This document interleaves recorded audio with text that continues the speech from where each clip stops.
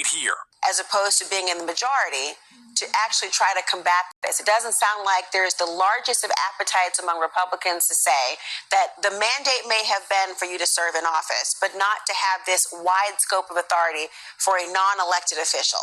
Well, I'm definitely going to say that the mandate wasn't there at all. The numbers are really small, kind of like his crowds. So I'm not going to say that there was a mandate. I am tired of the white tears.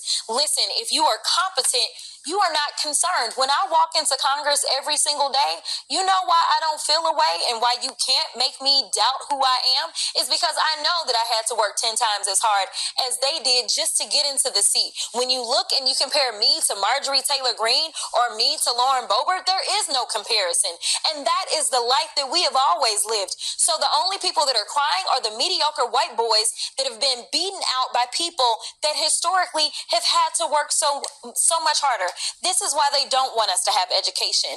This is why they are trying to literally say we won't fund the HBCUs, because they know that if they've already gone after affirmative action and they're saying, you know what, don't allow them to come into, say, these PWIs, as we call them, don't allow them to come into these institutions. We know why they created the HBCUs in the first place. It was because they wouldn't allow us into the white institutions. And so now they're not allowing us in. And now they're saying, you know what, we're also going to defund the HBCUs. You know why? Because they don't want any more Kamala Harrises. They don't want any more Jasmine Crockett's. But I got news for them. I don't care what they do. We will fight to the end to make sure that we get our due. Because again, if you want to talk about the people that shouldn't be in this country, you probably need to look in the mirror, because the last time I checked, the Native Americans who summer ICE have been rounding up, or the Puerto Ricans who are absolutely Americans, listen, the only people that came and colonized this place are your ancestors, Trump. President Trump is appointing Darren Beattie to a top State Department role. I know many people remember who Darren Beattie is. He was fired in 2018 from being a speechwriter. He was speaking at a conference attended by white nationalists.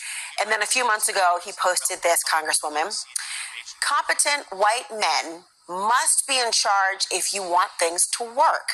Unfortunately, our entire national ideology is predicated on coddling the feelings of women and minorities and demoralizing competent white men.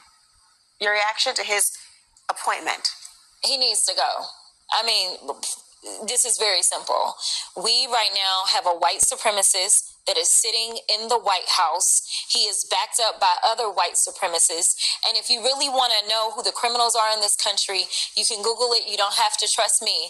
But the people that commit 80% of the most violent crimes in this country are white supremacists. Yet for whatever reason, they sit and they serve at the pleasure of the president. They are the ones that were there on January 6th, tearing our democracy down physically. And now we have them tearing us down right here from within.